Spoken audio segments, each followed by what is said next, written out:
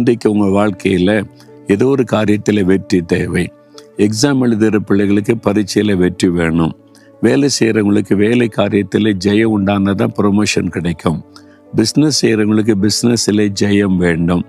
ஊழியம் செய்கிறவங்களுக்கு ஊழியத்தில் ஜெயம் வேண்டும். உங்களுடைய வாழ்க்கையில் ஏதோ ஒரு காரியத்தில் வெற்றி வேண்டும். ஏதோ ஒரு பாதிப்பு உங்களுக்கு உண்டாகி இருக்கிறது. ஆண்டவர் இன்றைக்கு ஜெயம் தரப்போகிறார். ஜெயம் கொடுக்கிற தேவனுக்கு ஸ்தோத்திரம்னு நீங்கள் துதிக்க ஆரம்பித்தாலே போதும்.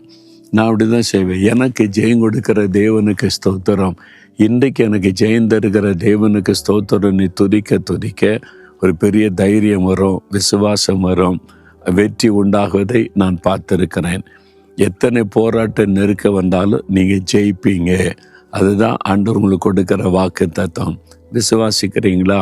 நான் ஜெயிப்பேன், கர்த்தர் எனக்கு ஜெயம் தருவார். அப்படி விசுவாசித்தீங்கன்னா ஜெயம் உண்டாவதே நீங்கள் காண்பீங்க. அப்படியே சொல்கிறீங்களா? இயேசுவே, நீங்கள் எனக்கு ஜெயம் கொடுக்கிற தேவன், நான் இந்த காரியத்தில் ஜெயிப்பேன், இன்றைக்கு எனக்கு ஜெயம் தருவீங்க.